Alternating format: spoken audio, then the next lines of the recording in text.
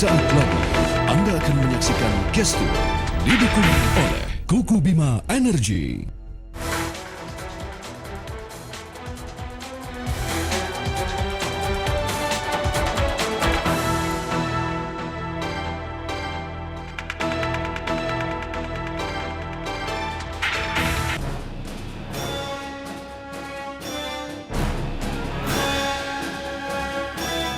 Kritikan-kritikan terhadap pemerintah itu sah-sah saja. Sebetulnya yang bermasalah itu kalau menghasut, menyebarkan berita bohong, melakukan penghinaan, memprovokasi, itu yang jadi persoalan-persoalan.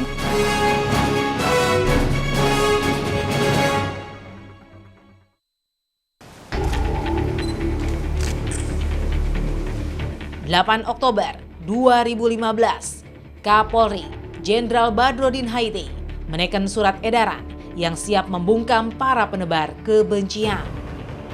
Surat edaran ini berisi aturan dan larangan bagi siapapun yang mengeluarkan kata-kata hasutan, hujatan, dan pernyataan berbau sara yang berpotensi menimbulkan gesekan.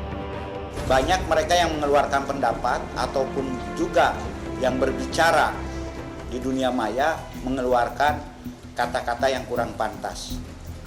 Makanya dari hal tersebut, Bapak Kapolri mengeluarkan surat edaran untuk mengingatkan agar kita semua, termasuk saya, jangan sampai berbuat demikian. Karena kalau berbuat demikian nanti akan ada dampak hukum yang akan dihadapi. Penyebaran ujaran kebencian atau hate speech menuai pro kontra karena dianggap bakal membatasi kebebasan menyatakan pendapat. Sebagian lain justru berasumsi gaya Orde Baru sudah kembali di zaman pemerintahan Jokowi. Ini mengingatkan kembali dengan zaman Orde Baru, menggunakan pasal Hatsai Artikelen, pasal-pasal yang karet yang bisa kemudian dijadikan alasan untuk melakukan penangkapan terhadap orang-orang yang kritis terhadap pemerintahan pada saat itu.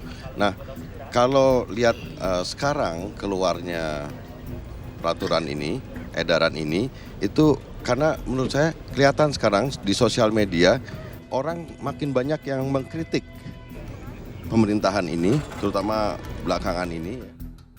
Tak hanya para penghuni dunia maya, aturan tersebut juga berlaku di dunia nyata. Salah satunya bagi para pengunjuk rasa. Jika sebelumnya demonstrasi menjadi ajang penyampaian ekspresi, kini para demonstran wajib berhati-hati. Para netizen pun harus mawas diri. Jika selama ini mereka kerap bersuara melalui cuitan atau gambar parodi, perlu dipikir dua kali sebelum ekspresi dipublikasi. Namun polisi juga tak sembarang.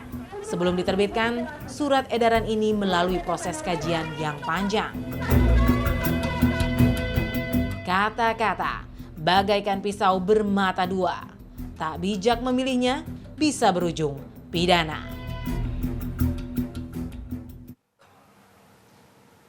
Selamat malam pemirsa, surat edaran Kapolri tentang penanganan penyebaran kebencian atau hate speech menuai pro dan kontra di publik, terutama di kalangan pengguna media sosial yang selama ini sering mempublikasikan tulisan hingga meme yang mungkin hanya untuk kelakar. Sudah hadir di studio kami, ada 4 narasumber kami yang sudah di sini. Selamat malam, ada Pak Irjen Pol Anton Carlyan, Kepala Divisi Hubungan Masyarakat. Selamat malam Pak Anton. Selamat malam. Dan ada juga, waalaikumsalam. Salam Ada juga Profesor Roni. Selamat malam Prof.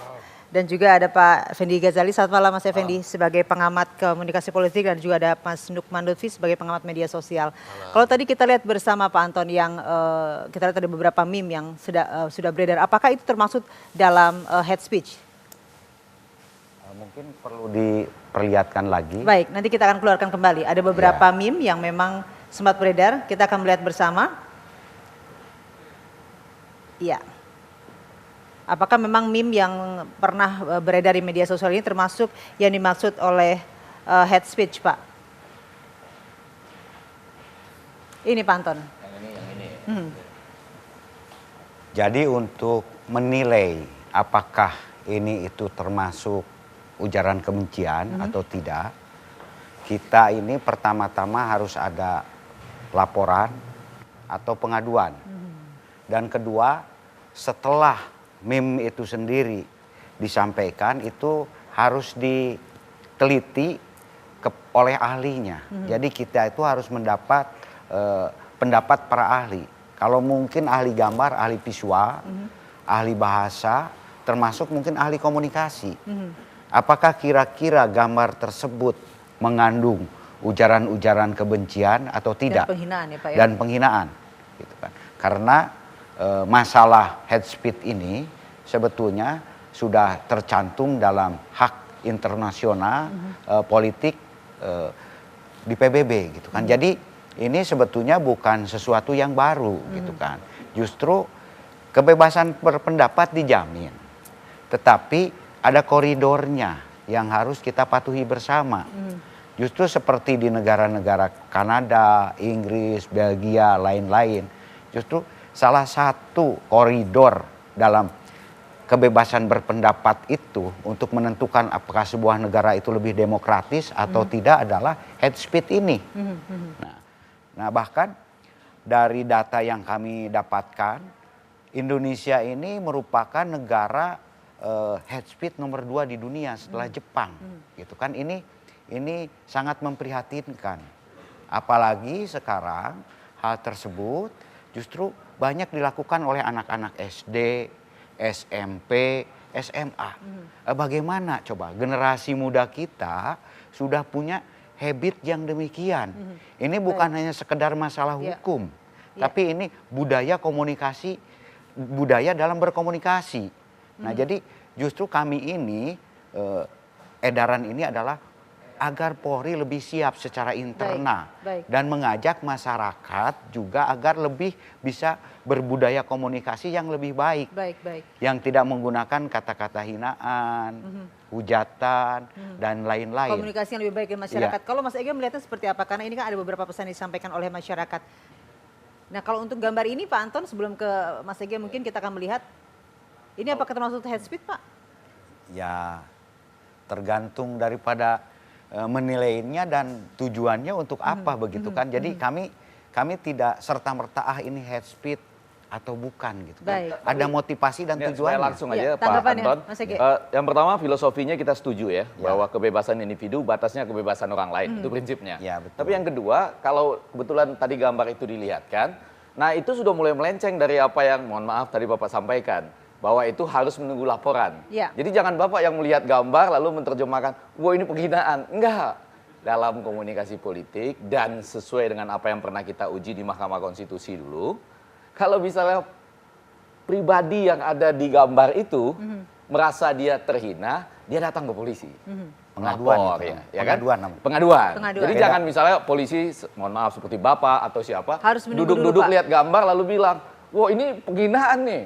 Ini pencemaran nama baik, ini perbuatan tidak menyenangkan. Enggak boleh di sini. Nggak bisa, tidak jadi, bisa. itu tadi ya, Betul. jadi kembali ke rel semula, betul. Kalau orang yang merasa terhina, walaupun lama-lama kita bisa bertanya, ini bukannya pasal karet yang selama ini kita ributkan. Misalnya perbuatan tidak menyenangkan. Saya bicara gini, bisa jadi ada 40% yang merasa tidak senang. dan dibuat meme ya. Apalagi kalau Walhi menyebutkan, ini perusahaan pembakar hutan yang nggak pernah dikejar oleh pemerintah, itu pasti perusahaan pembakar hutannya pasti nggak senang.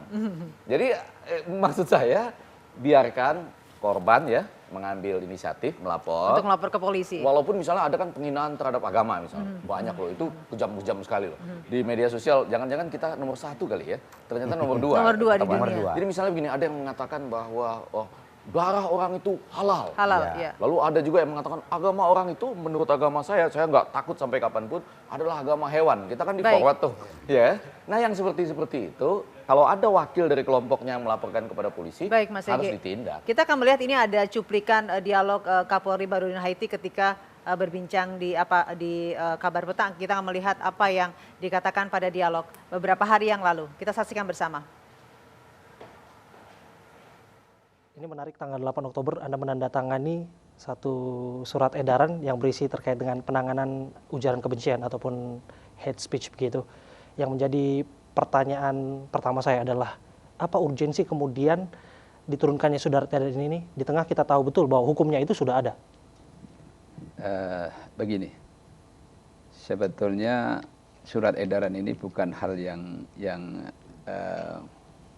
spektakuler, tapi satu aturan regulasi yang memang sebetulnya itu sudah ada di dalam ketentuan hukum positif kita, baik di dalam KUHP maupun di luar KUHP. Jadi proses ini cukup panjang karena memang sejak 2012 itu kita membicarakan masalah hate speech ini.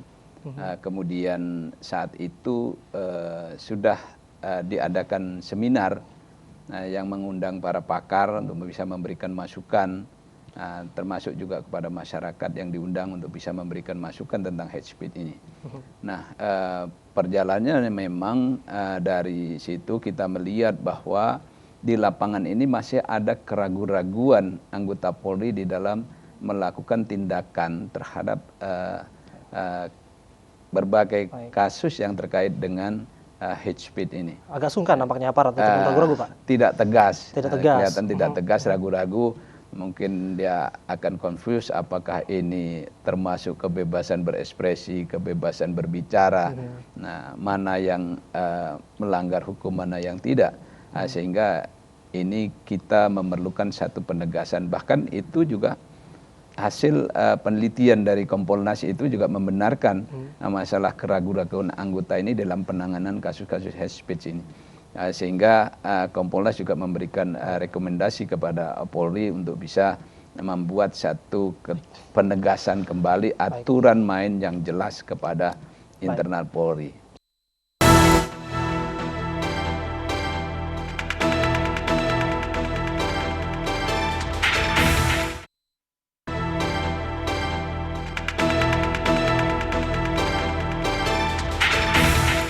Sebetulnya kalau kritikan-kritikan terhadap pemerintah itu sah-sah saja, nggak ada masalah, nggak ada masalah. Sebetulnya yang bermasalah itu kalau menghasut, menyebarkan berita bohong, melakukan penghinaan, memprovokasi, itu yang jadi persoalan-persoalan. Kalau hanya sekedar memberikan mengkritik pemerintah bahwa harga-harga naik, daya beli masyarakat tidak terjangkau dan lain sebagainya, itu hal yang wajar menurut saya. Nah, tetapi kita harus tentu juga sebagai bangsa yang beradab harus juga memperhatikan rambu-rambu bahwa di demokrasi itu orang boleh berbicara apa saja, tetapi yang tidak boleh itu melanggar hukum.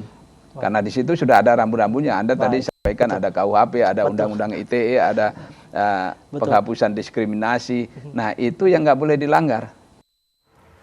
Kalau tadi kita melihat bersama adalah cuplikan dialog Kapolri Badudin Haiti pada kemarin sore di Kabar Petang. Kalau tadi kita melihat sebelum ke Pak Anton dan juga Mas Nurman dan juga Mas Ege, kita melihat ada figur dari seorang Kapolri yang ketika memberikan pernyataan kemarin. Bisakah Anda melihat gesturnya, ya, Pak Roni?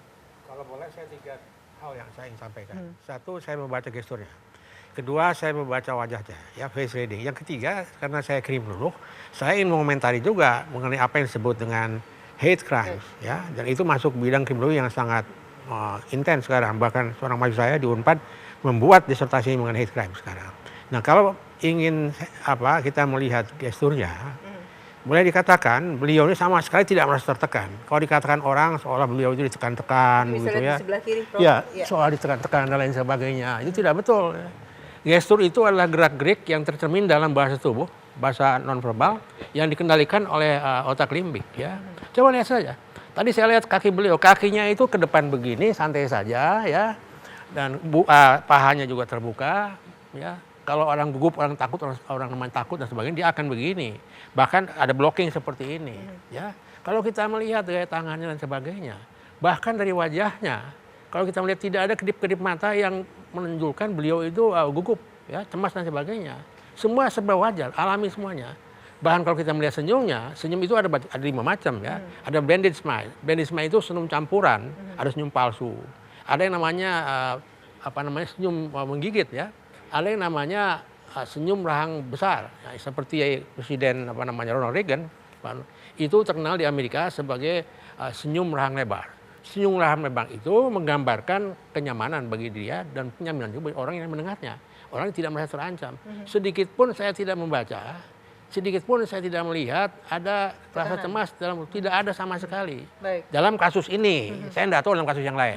Ini saya ingin mengatakan itu. Nah, saya lihat sekarang dari profil ininya, profil apa namanya face reading ya.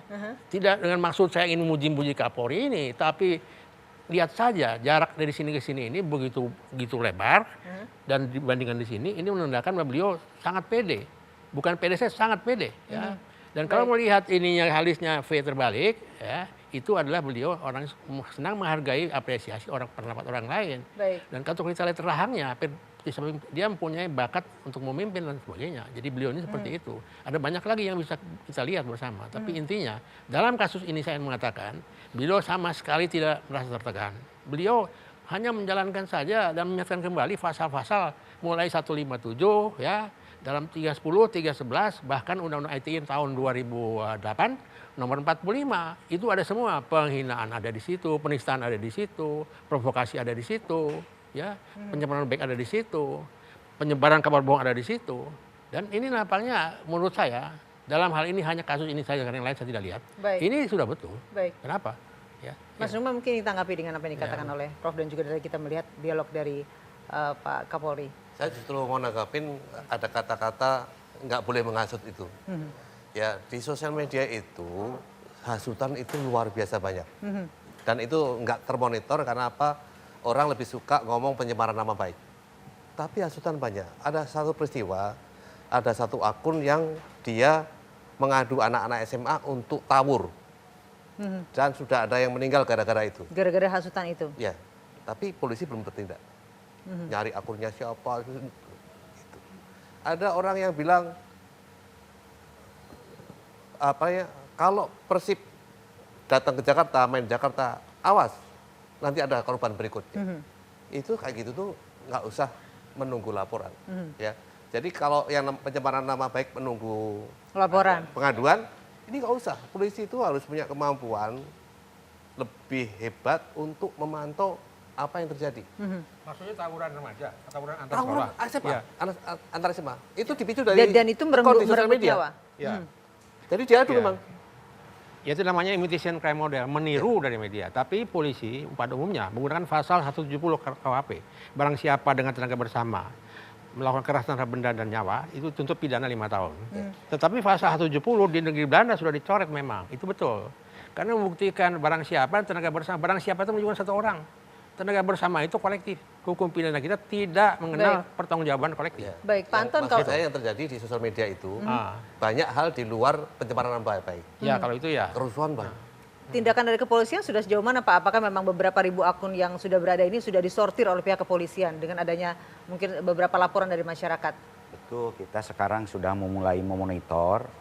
Jadi bahkan sekarang pun juga kita monitor dengan adanya surat ini bagaimana sih dampaknya, begitu kan? Dampaknya ternyata kata-kata yang kurang pantas itu menurun seminggu sebelum dikeluarkannya surat dan seminggu setelahnya. Kalau boleh mungkin bisa saya ada datanya Pak ya. Ada datanya di sini. Berapa persen penurunan itu terjadi Pak? Besar sekali jumlahnya. Misalkan kata-kata bangsat lu. Ini dari 708 menjadi ini nih. Ya, mungkin Jadi, bisa di zoom untuk melihat data-data dari pihak kepolisian. Di mana sebelum dari 708 menjadi 68. Kemudian anjing misalkan, mohon maaf ini dari 3.650 menjadi 2.100 dan seterusnya. Jadi ternyata cukup berdampak juga ini kan. Nah, kemudian masalah pengaduan dan laporan, memang seandainya ini akan menimbulkan dampak sosial dan kemudian menimbulkan kebencian, jadi kita ini harus bisa mendeteksi kemungkinan apa yang akan terjadi dari kata-kata hasutan itu. Nah, polisi harus segera bertindak. Nah, seperti misalkan di Singkil kemarin, ini dari mana? Nah, langsung kita. Dan sekarang pun juga sudah kita deteksi, sudah kita kelompok-kelompokkan. Kira-kira address email address mana saja yang kira-kira sering mengeluarkan. Cuman betul kata Pak Kapolri, mereka biasanya yang mengeluarkan kata-kata hasutan itu memakai email address palsu, akun palsu. Baik. Nah, disinilah kita Tapi walaupun demikian, kita pun juga kan berusaha.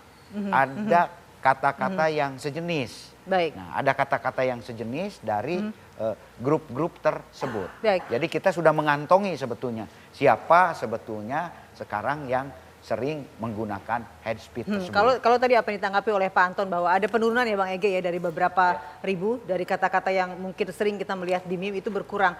Kalau Anda melihatnya apakah memang ini sudah mulai ada dampak dalam arti masyarakat sudah mulai mengenal dengan apa yang disampaikan oleh Pak Kapolri? Enggak, berarti kan ini surat edaran buat internal, bukan norma hukum baru membuat kepolisian semakin katakanlah semakin tanggap terhadap KUHP, kemudian ITE dan juga undang-undang anti diskriminasi misalnya pada bagian itu. Tapi kan tadi waktu saya disuruh menganalisis kan itu gambar-gambar meme atau meme sosial tentang presiden dan lain segala macam itu butuh pengaduan kan menurut konstitusi kita. Betul. Tapi kalau yang mengganggu ketertiban umum ya seperti misalnya ada orang di pasar tiba-tiba bilang saudara-saudara inilah saatnya kita menyerang blok sana misalnya. Itu rasanya memang perlu deteksi dini dan selama ini sudah ada fungsi-fungsi dari kepolisian untuk ketentraman umum gitu ya, ketertiban umum itu sudah tidak menunggu pengaduan kan, itu bisa ditindaklanjuti. Jadi bahwa ini misalnya punya dampak bagus, ya mungkin dari salah satu fungsi surat edaran dan sebetulnya juga dari begitu banyak lah katakanlah himbauan-himbauan yang dikeluarkan oleh guru, tokoh, pengamat dan segala macam. Karena memang media sosial kita kalau tadi saya pikir nomor 1 di dunia kejamnya, ternyata nomor 2. Ternyata nomor 2. Jadi lumayan lah. Tapi itu cukup mengkhawatirkan sekali Bang kalau kita melihat ternyata nomor 2 di dunia. Berbahaya sekali. Saya boleh tambahkan lagi. Jadi harus ada pedoman bagi polisi dalam katakanlah tanda kutip mengkriminalisasikan dalam tanda kutip itu harus lihat waktunya. Tempatnya, aturan dilanggar, siapa yang melakukan, siapa yang dan harus dideteksi reaksi sosial seperti apa. Yang kurang di situ. Reaksi sosial tidak berhitungkan, tiba-tiba meledak, baru kaget-kaget. Nah, jadi ukuran ini dalam kriminologi sangat digunakan. Tidak beda dengan ukuran-ukuran pidana. Ya. Itu harus dilihat. Jadi pidana itu frekuensi di perbuatan itu. Kemudian lihat bukti. Kemudian lihat cukup bermanfaat tidak jatuh sanksi bagi si pelaku. Ini harus dihitung. Itu harus dihitung, harus ada tindakan preventif dari pihak kepolisian. Dijawabnya nanti Pak. Saya akan melihat tindakan preventif dari kepolisian. Kita melihat saat lagi. Harus lihat ini, ini kan kata-kata belum tentu kebencian. Iya. Ini lebih tepat kata-kata kasar. Nanti kita akan membahasnya di segmen selanjutnya, Mas Nukman. Kita kembali saat lagi di Kalau Gestur. dicari cuma masukkan kata anjing. Iya Pak. Anjing loh.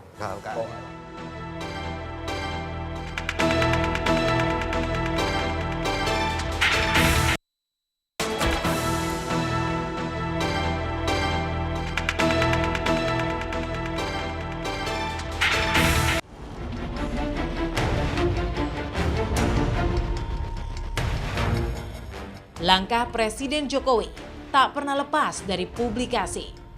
Silaturahmi Jokowi bertemu suku anak dalam di Jambi dituding sebagai sesuatu yang tak asli. Presiden dituduh merekayasa situasi. Pihak istana pun langsung merespon tegas hal ini. Tidak ada sama sekali yang dilakukan oleh Presiden seperti yang dituduhkan. Bahwa ada satu orang, yaitu Saudara Husni Tamrin, yang bertindak sebagai penerjemah yang bisa berbicara suku anak dalam yang ada di 2 tempat tersebut yang memakai batik. Jarak antara Presiden mengunjungi suku anak dalam yang mereka turun gunung atau keluar dari hutan dengan lokasi tempat penampungan itu kurang lebih sekitar 600 sampai dengan 800 meter. Inilah kunjungan Presiden Joko Widodo saat bersilaturahmi dengan masyarakat suku anak dalam yang terkena paparan kabut asap pada Jumat pekan lalu. Di Jambi, Jokowi beserta jajaran kabinet kerja memberikan bantuan sembako dan santunan, bukan pencitraan seperti yang dituduhkan. Presiden berada di 2 lokasi berbeda dengan membawa penerjemah yang sama. Sebelumnya, beredar foto peristiwa ketika Jokowi melakukan perbincangan dengan warga. Salah satu foto menggambarkan warga di rumah singgah anak suku dalam mengenakan pakaian lengkap dan tertutup. Foto lainnya menunjukkan Jokowi berbincang dengan warga yang hanya mengenakan penutup seadanya, seolah memperlihatkan Jokowi berbincang dengan orang-orang yang sama.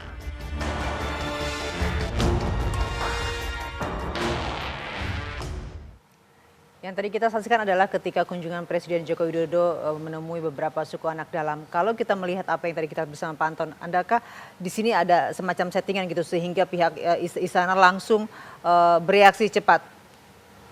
Ya kalau menurut saya reaksi dari masyarakat pun juga tidak terlalu mempermasalahkan begitu kan. Kemudian dari istana pun juga tidak melaporkan. Nah, untuk menentukan apakah sebuah visual gambar itu punya arti, itu kita kan tadi tidak serta-merta. Tetapi kita harus tanyakan kepada ahlinya. Mungkin kalau ini harus ahli animasi, ahli fotografi, dan ahli visual. Apa dan bagaimana dampaknya? Apakah ini tujuannya itu untuk meruntuhkan kepercayaan? Karena kita ketahui bersama bahwa Pak Jokowi bukan orang yang suka merekayasa sesuatu. Jadi untuk menentukan bagaimana gestur daripada gambar ini pun juga kita harus berbicara dengan pembuatnya. Apa sih maksud tujuan?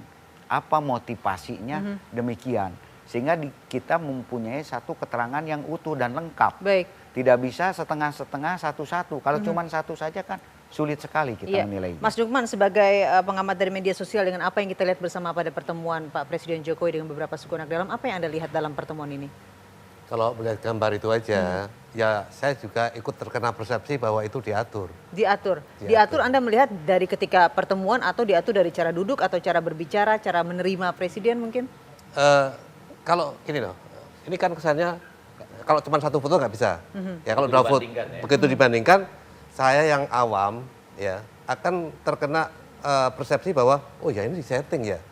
Orangnya sama, kepalanya sama dan lain-lain. Enggak, orangnya sama, pakaiannya beda. Maksud saya yang satu pakai pakaian, yang lain sedang tidak pakai pakaian gitu. Seolah-olah itu orang sama sebenarnya, tapi kan udah dijelaskan bahwa itu orang yang berbeda. Ini gambar ini ya. Ya, mungkin kita lihat Pak. Ya, ini makanya ini yang nyebarin, ini pinter mempermainkan persepsi. Saya pun hampir percaya itu. Hampir percaya jika ini benar settingan. Settingan. Kalau saya mungkin mohon maaf, ini kan harus kita tes dulu atau kita lihat dulu apakah gambar ini settingan tidak. Tetapi kalau lihat dari pengguna media sosial itu kan masyarakat biasa. Ya. Jadi kalau ada yang begini-begini, otak dia akan cepet menangkap. Jangan-jangan beneran gitu ya gitu. Padahal makanya ini ujaran yang benar-benar canggih dalam mengubah persepsi situasi orang. juga. Jadi tapi manipulasinya jago. Tapi Pak, dari kita bersama yang kita dengar yang dibantah oleh Seskap itu adalah bahwa yang bertanda merah itu yang batiknya sama, itu adalah penerjemah. Sementara kalau yang lain itu betul-betul bukan orang yang sama sekali. Karena kalau kebetulan dari gambar ini ya sepintas kita lihat kalau yang kuning itu hampir mirip. Maksud saya lingkar dengan lingkar itu bisa mirip, cuma bedanya yang satu pakai baju dalam pertemuan formal, yang satu tanpa baju mungkin dalam pertemuan di perkampungan. Tapi kan banyak pengguna media sosial itu pakai ponsel sehingga nggak bisa sejelas ini. Kalau gede iya, tapi begitu kecil, layar kecil dia akan pecah. Dia susah bedain. Saya mau tanya Pak Effendi, apakah ini menguntungkan atau merugikan Pak Jokowi? Nggak bisa, tidak bisa diputuskan sekarang dalam konteks begini. Kalau seseorang seperti yang kata Pak Anton tadi tidak biasa melakukan pencitraan, orang akan bilang enggak, dia nggak biasa melakukan pencitraan, pasti nggak seperti itu. Tapi kalau orang ini biasa, bukannya belusukan ini? Ya? Kalau katakanlah misalnya belusukan tidak ini? Iya. Ya, tapi kan maksudnya belusukan dalam settingan, kan kira-kira begitu ya? Atau belusukan dalam konteks yang wajar. Kalau misalnya Pak Joko Widodo itu seperti kata Pak Anton, tidak biasa melakukan belusukan dalam konteks settingan, orang nggak percaya gambar ini. Tetapi kalau dianggap, oh ini memang suka di setting gitu ya, nah, maka orang jadi, oh bener ya, agak mirip ya. Jadi lebih tergantung kepada sensitivitas dan kepercayaan masyarakat. Itu reaksi tapi sosial kalau tadi. saya melihat, mohon maaf, kalau kita lihat bahwa memang kebiasaan Pak Jokowi ini spontanitas. Dan dia itu misalkan seperti ujug-ujug makan saja di warung, ujug-ujug datang ke lokasi. Jadi ini bukan settingan, memang muncul dari hatinya begitu. Kalau kita lihat dari perjalanan kemarin-kemarin kan, makanya sekarang ya mohon maaf, bagian pengawal presiden pun juga kadang-kadang bingung. Karena beliau ini kadang-kadang yang sudah direncanakan, tahu-tahu tidak. Keluar dari jalurnya, keluar dari agendanya. Ya, seperti kemarin di Solo gitu kan. Seskap dan Bu Khofifah, persepsi masyarakat jelas. Ini orang berpakaian udah lengkap, kemudian diatur sama Pak Jokowi, habis itu ada foto yang... Bukan diatur oleh Pak Jokowi. Ya, sorry, diatur siapapun. oleh panitia di lapangan lah pasti kan. Pak Jokowi nggak bakalan diatur oleh siapapun gitu ya. Terus foto pakai pakaian cuma ini doang gitu ya. Mungkin itu Pak untuk keamanan. Misalnya supaya jangan berbahaya, ya sudahlah yang diskusi ini. Mohon maaf ya. Itu persepsi loh ya, persepsi. Saya juga sering, kebetulan salah satu yang sering berkomunikasi dengan masyarakat adat. Masyarakat adat itu agak susah disetting. Mereka ini maunya. Jadi dia itu akan mampu membaca.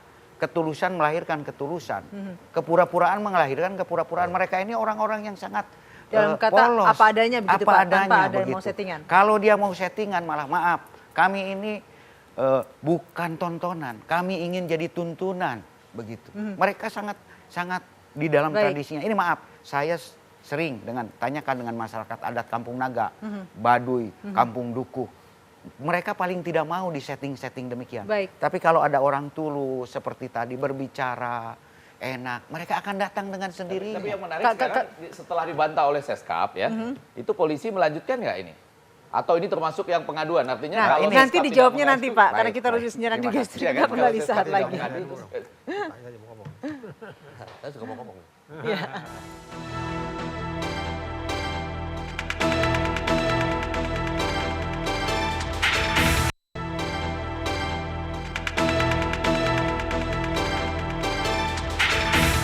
Terima kasih Anda masih kembali di Gestur. Kalau tadi kita melihat bersama apa yang kita lihat ketika ada pertemuan Pak Jokowi dengan beberapa warga di suku dalam. Mas Effendi, kalau Anda melihat apakah memang ini komunikasi politiknya memang sudah terjalin sejak awal atau seperti apa dengan tadi kita melihat ada beberapa warga yang bertemu langsung dengan Pak Jokowi? Mungkin penjelasan yang lebih masuk akal bagi saya itu adalah ketemu dalam suasana informal dulu ya. Mungkin sedang tidak pakaian gitu, duduk bersama. Secara kemudian tidak masuk sengaja ke ruangan yang lebih formal, beberapa dari mereka jadi berpakaian. Kalaupun ada fotonya sama, itu bukan berarti mengatakan presiden sedang mengatur-ngatur pertemuan, enggak. Memang dari informal menuju ke formal, jadi pakai baju.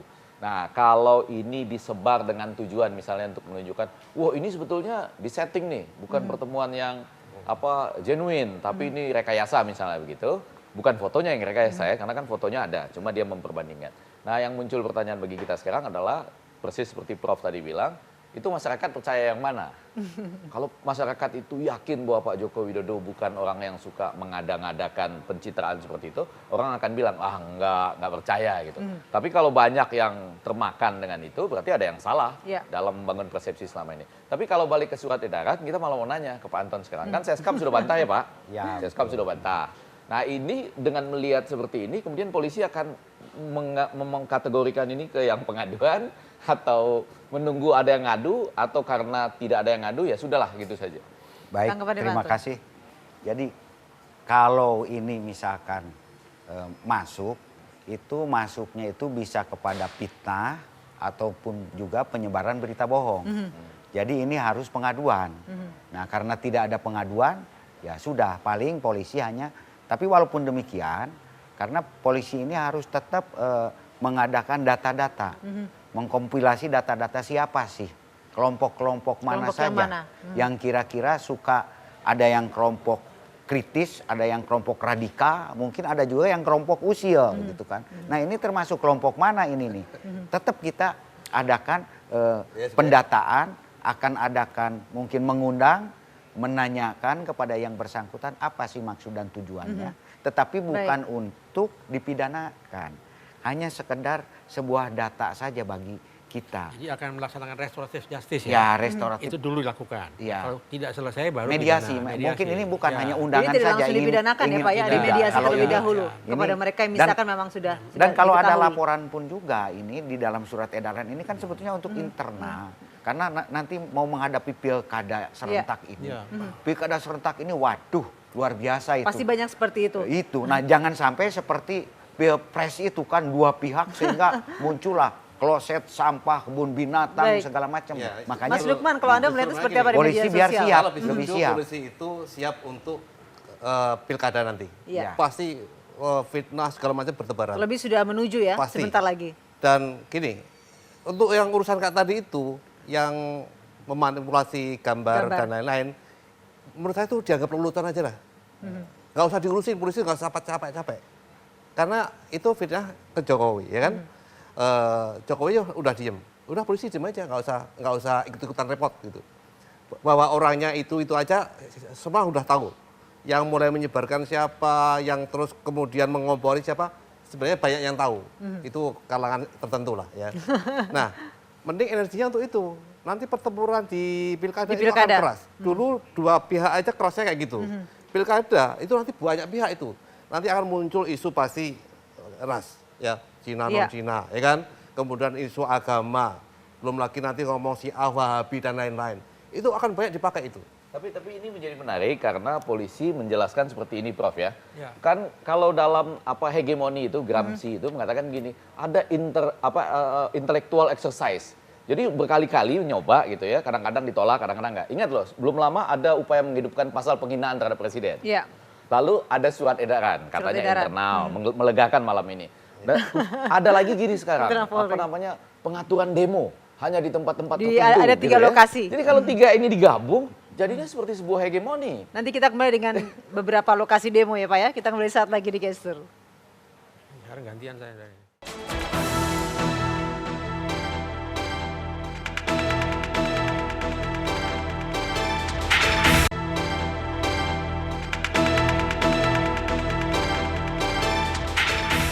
Terima kasih Anda masih bersama kami di Gestur. Sebelum ke Pak Anton, saya akan ke Prof dulu dengan apa yang melihat dari awal bahwa ada beberapa akun yang memang mengganggu di media sosial. Begini, hate crimes itu ya masuk dalam ranah kriminologi sudah sejak lama dan sudah lama terjadi di mana-mana. Awalnya di Amerika itu mulai dengan kebencian yang mendasari kejahatan itu antara golongan dan golongan, antara famili dengan famili, antara organisasi dan organisasi. Lama-lama menjadi berubah ya, seperti ada yang namanya Ku Klux Klan, ya barangkali tahu.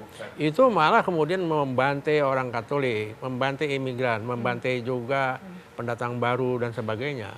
Di Eropa ada neonasi yang menghantam orang Yahudi, menghantam homoseksual. Begitu terus. Dan ini makin lama makin berbahaya. Saya ingat betul seorang polisi ahli terorisme itu Dr. Petrus Golose pernah membandingkan antara bahaya terorisme dan bahayanya hate crime. Ada sedikit kemiripan memang, tapi katanya begini, kalau di dalam terorisme dilakukan oleh lapisan bawah terhadap pemerintah atas. Kalau di dalam hate crime lain lagi, kebanyakan menengah yang ke bawah, ya gitu ya. Yang satu terorganisir, yang satu tidak terorganisir, ya. Bahayanya tentu sama. Tapi kalau didiamkan lama-lama, hate crime itu akan lama-lama lari ke atas. Jadi menjadi orang terlalu bebas. Memang perlu pers diberikan kebebasan, tapi saya tadi Pak Effendi Ghazali mengatakan, tentu harus ada koridornya, harus ada batas-batas, tidak bisa begitu saja. Dalam hal ini polisi sekali lagi saya ingin mengingatkan bahwa itu hanya untuk merimain saja, ya Pak Kapolri itu, bukan untuk kemudian menciptakan norma-norma baru sama sekali. Sudah ada semuanya. Di KUHP ada, undang IT ada semuanya, tidak perlu lagi saya kira. Dan ancaman hukumannya berat sekali. Dan untuk Undang-Undang ITE nomor 45 tahun 2008 itu 6 tahun, pidananya 1 miliar. Itu berat sekali sebetulnya, ya. KUHP juga. Ya, betul tidak? Ya. Memang di dalam surat edaran ini tidak ada satupun juga norma-norma yang baru. Jadi tidak dibuat norma yang baru, justru untuk mengingatkan bahwa kalau dalam berdemokrasi, berpendapat, kemudian menulis, berkata-kata, kalau tidak sesuai koridor, ini loh aturan-aturannya yang sudah ada. Nah itu. Nah kemudian tadi menyangkut masalah berdemo di beberapa tempat dan di juga beberapa tempat. Menyambut pilkada nanti Pak. Justru ini salah satu antisipatifnya itu untuk menyambut pilkada nanti, mempersiapkan. Makanya ini lebih bersifat internal, mempersiapkan anggota Polri agar lebih siap. Makanya kemarin pun juga sudah diadakan pelatihan-pelatihan seluruh Polda, seluruh Polres Polda untuk terjun langsung ke bawah. Hate crime ini. Mereka biar memahami apa yang dimaksud dengan hate crime itu agar lebih peduli, proaktif, lebih mengawasi. Nah, kemudian masalah tadi kenapa mungkin ada di beberapa tempat, memang salah satu ciri bangsa yang maju mungkin kita juga ketahui bersama adalah bangsa yang disiplin. Nah, bangsa Indonesia ini merupakan salah satu bangsa yang mungkin tingkat disiplinnya termasuk yang sangat rendah. Sudah ada sebetulnya aturan mengemukakan pendapat, berdemo, lain-lain. Tetapi kenyataannya tidak dipatuhi. Kalau di luar negeri kan Jadi ada tertib. pelanggaran ya Pak ya? Ya banyak sekali. Misalkan menutup tadi jalan tol. Iya. Kemudian Jadi itu mengganggu membakar sekali fasilitas dari warga. boleh mengemukakan pendapat, tetapi juga harus menghargai Dan pada hak-hak tempatnya. orang Iya. lain, apalagi hak publik. Tanggapan ya Bang Ege dengan dikatakan Pak Anton? Ya setuju, saya juga bingung. Jakarta kan tidak lagi pilkada gitu. Kenapa kita kemudian hanya boleh berdemo di tempat-tempat tertentu? Menurut saya demo di depan istana itu kami sering sekali melakukan. Jangan-jangan yang membuat peraturan atau yang pernah ikut mendukung peraturan ini pernah demo juga di depan istana. Cuma sekarang posisinya lain, semangat zamannya lain lalu berbeda. Jadi Yang penting nggak berbeda. boleh menutup jalan, tidak boleh menimbulkan gangguan ketertiban umum. Karena gini, saya mau menutup ini dengan membayangkan. Anda bisa bayangkan nggak kalau polisi atau aparat keamanan misalnya salah mengartikan semangat zaman. Mahasiswa tahun 98 yang demo untuk menjatuhkan rezim Orde Baru, itu semua bisa kena pasal itu. Menghasut rezim Orde Baru, menghina keluarga Pak Harto dan segala macam. Tapi Berapa puluh ribu yang bisa ditangkap? 98 itu ada hate crimes juga. Apa? 98 ada hate crimes juga. Ya, Kenapa? ya. Kan terhadap suku bangsa tertentu yang di Oh iya, iya. Pada bagian itu iya. Iya. Tapi maksud saya mereka mahasiswa yang berjuang untuk misalnya beranggapan bahwa pemerintahan ini korupsi, pemerintahan ini sudah terlalu lama dengan segala hal tertentu, itu bisa masuk jebakan semua surat edaran tadi misalnya gitu ya. Jadi semangat zaman perlu dibaca. Jadi jangan tiba-tiba, mohon maaf, iya. ini bukan norma baru, Iya, tidak ada setuju. satupun juga di sini larangan. Ini hanya mengingatkan. Karena saja. sudah ada kan, Ada kita juga sudah punya pembahasan KUHP-nya, Jadi sudah tidak punya ada. Jadi ITE-nya justru ini yang sekarang, undang-undang jangan sampai salah paham. Iya, iya. Ini kan durasi sudah habis, jadi kita Ya. sudah cukupkan sampai di sini guys. Semoga dengan apa yang didapatkan tadi dengan beberapa hasil ini bisa menurun ya Pak ya, dengan hate speech yang sudah dilontarkan oleh Pak Sebenarnya Kapolri. yang penting adalah kebebasan berpendapat tidak Tidak diberangus. dipasung. Itu Tidak jadi diberangus. Ini menguntungkan juga loh bagi orang yang sering kritis sekarang. Tanggapan dari pihak lain yang misalnya sedang membela pemerintahan sekarang juga itu harus hati-hati. Kalau mereka juga menggunakan bahasa-bahasa yang seperti terpenting itu, demokrasi tidak walaupun mereka terpasung. membela pemerintahan yang Iya. sekarang, mereka juga bisa kena kan? Baik. Yang menjadikan juga satu momen untuk lebih bisa berbudaya komunikasi Kita berharap yang lebih demikian baik, begitu Pak ke depannya. lebih Masyarakat santun lebih santun dengan dalam budayanya. berdemokrasi. Terima kasih Pak Anton Terima untuk kasih. waktunya, Pak Nukman juga dan juga Mas Ege. Terima kasih juga Pak Prof untuk waktunya dan demikian Geser malam ini. Saya Sinta Puspitasari. Terima kasih atas kebersamaan Anda. Selamat malam dan sampai jumpa.